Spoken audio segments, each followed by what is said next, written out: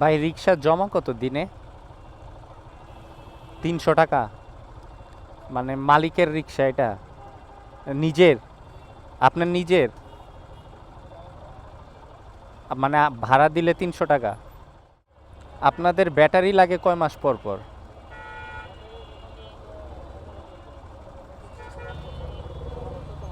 14 মাস? 1.5-2 বছর যায়? 1.5 বছর ব্যাটারিতে কয় টাকা পড়ে? 15-25 হাজার? চারটা? হ্যালো ইউটিউব পিপল, কি অবস্থা সবার? কেমন আছেন সবাই? আশা করি আপনারা সবাই অনেক বেশি ভালো আছেন। একটু আগে একটা অটো চালকের সাথে কথা বলতেছিলাম, রিক্সার জমা কেমন, রিক্সার খরচ কেমন। তা ওনাদের মুখে প্রায়ই ওনাদের সাথে কথা হয়, তা যতটুকু বুঝতে পারলাম রিক্সার খরচের ভিতর, মানে ব্যয়বহুল খরচের ভিতর শুধু ব্যাটারিটাই, তাও সেটা 1.5 থেকে 2 বছর পর পর চেঞ্জ করতে হয়, কারো কারো ক্ষেত্রে 1 বছরও যায়। যে এই যে যেই অটোগুলা চলতেছে, এটা এদের প্রায় আর্থিক মূল্য, মানে নতুন এই যে ওই টাইপের যে রিক্সাগুলো আছে ওগুলা বানাইতে 70 থেকে 80 হাজার টাকার মতো খরচ হয়। আর এগুলা মনে হয় একটু বেশি লাগে। কিন্তু অন্য যে রিক্সাগুলা, এগুলা মনে করেন যে আমাদের যে বাংলা রিক্সা আছে এগুলা জাস্ট ব্যাটারি ভার্সন, তা এদের কোনো সাসপেনশন টাসপেনশন কিছুই নেই। তা মূল কথা কি, মূল কথা হইলো মানে আমাদের শহরের রাস্তায় যেইভাবে অটো রিক্সার প্রকোপ বাড়ছে ভাই, মানে খুবই বাজেভাবে বাড়ছে। এক, আর দ্বিতীয়ত মানে প্রয়োজনের তুলনায় অতিরিক্ত হয়ে গেছে। তা সেটা কখনোই একটা সমাজের জন্য, একটা পরিবেশের জন্য ভালো দিক না।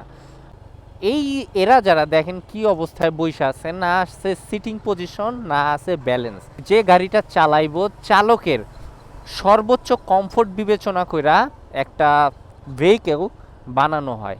কারণ একটা চালক কমফোর্ট থাকলেই, সুবিধাজনক অবস্থাতেই থাকলে মানে দুর্ঘটনার যেই বিষয়গুলো থাকে, মাত্রা থাকে, সেটা কমে। কিন্তু এদের ক্ষেত্রে মানে দেখেন বৈশা আছে, দুই পাই বাম পাশে দিয়া, মানে এমনভাবে বৈশা আছে মানে এই বাদরের মতো।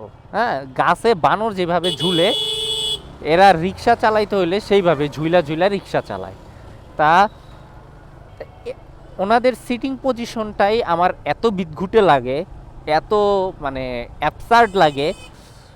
তা এত অ্যাবসার্ড সিটিং পজিশন কিভাবে হয়? ওই দেখেন সামনে একটার, আমি দেখাইতেছি, এই দেখেন, এই যে সামনে এইটারে দেখেন, 2 চাকা পিছনে ছোট, সামনেরটা রিক্সার চাকা।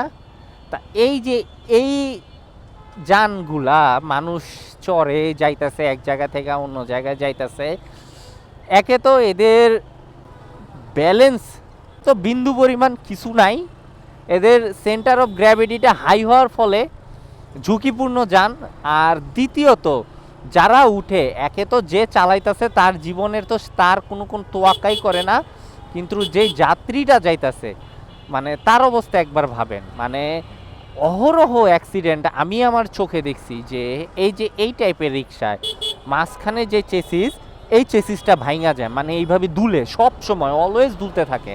আর এটা তো ঝালাই, বাংলা ঝালাইয়ের উপর দিয়া এমনভাবে তৈরি করছে, সব সময় দুলতেই থাকে, দুলতে দুলতে একটা সময় ভাঙা যায়। আর একটা কথা কি জানেন, অটো নিয়া আমি একটা কথা বলি, পৃথিবীতে হয়তো বা মেয়েদের, কি রে এমন করে কেন, পৃথিবীতে হয়তো বা মেয়েদের মন বোঝা সবচেয়ে বেশি কঠিন, কিন্তু অটো কোন দিকে যাইব না যাইব এটা আপনি বুঝতে পারবেন না। তা বলা যাইতে পারে মেয়েদের মন বোঝা গেলেও অটো তুমি কোন দিকে যাবা তা আমি বুঝতে পারলাম না।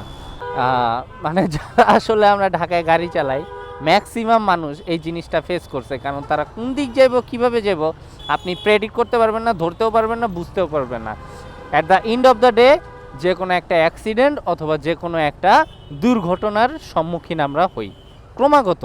এই শহরে যারা যারা গাড়ি চালায়, যে কোনো ভেহিকেল চালায়, সবাই অ্যাট লাস্ট যে কোনো একটা দুর্ঘটনার সম্মুখীন হয়। পথচারী আছেন বা পথ পার হইবেন ভাই, আপনারা সবসময় দেখান এইভাবে হাত দিলে স্টপ।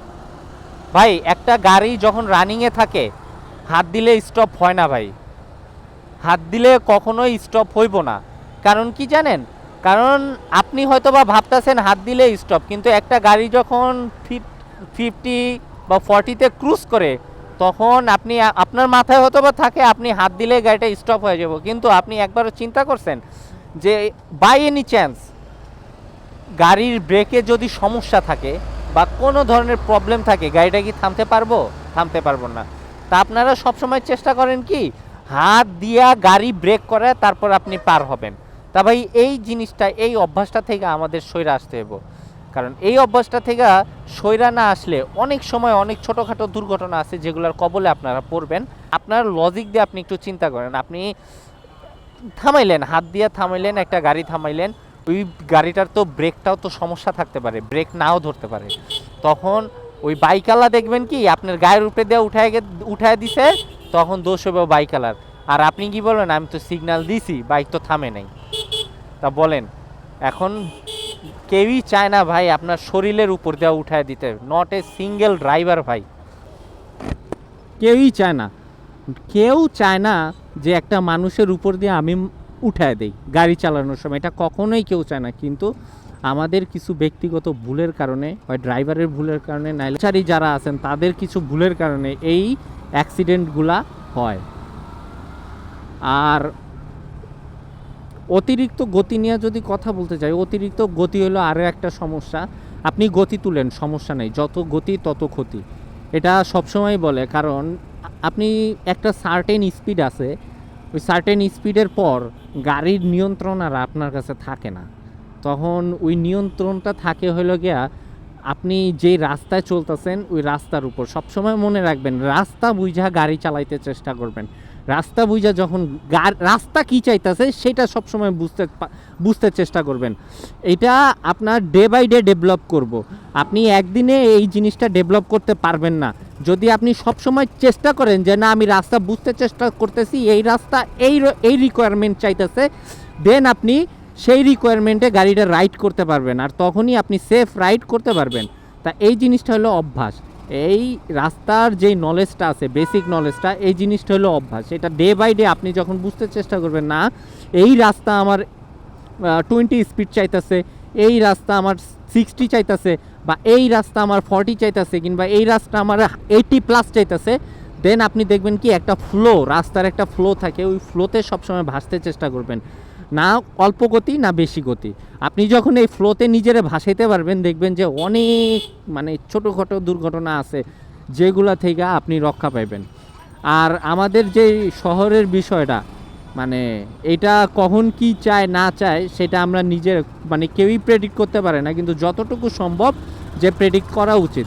যেমন কোনো জায়গায় আস্তে চলতে হলে আস্তে চলবেন, কোনো জায়গায় গতিতে চলতে হলে গতিতে চলবেন। এটা হলো টোটালি ব্যক্তিগত একটা সেন্স, যে সেন্সটা আপনার ডেভেলপ করতে হবে, আর এটা হলো সম্পূর্ণ গাড়ি চালানোর অভিজ্ঞতার উপরে আপনার ডিপেন্ড করে। কিন্তু এই তাই বলা এই না যে আপনি এই সেন্সটা ডেভেলপ করবেন না। আপনি সবসময় চেষ্টা করবেন রাস্তাটারে অবজার্ভ করার। রাস্তাটারে অবজার্ভ করলে আপনি ডে বাই ডে আপনার যে রাইডিং স্কিলটা আছে সেইটা আপনার ইমপ্রুভ হইব। আর দেখবেন যে একটা সেফ রাইড, রাস্তায় বেরোলে তো বলা যায় না যে সেফ কিভাবে যাব, কিন্তু যতটুকু সম্ভব নিজে থেকে একটা সেফ রাইডের নিশ্চয়তা আপনি নিজেরে দিতে পারবেন। যদি অন্য কেউ এসে লাগায় দেয় ভাই, তাইলে তো কিছু আর করারও নাই, বলারও নাই। তা আজকের মতো আসি, টিল দেন আল্লাহ হাফেজ অ্যান্ড স্টে সেফ। অন্য কোনো দিন অন্য একটা ভিডিওতে আবার দেখা হবে। পেস।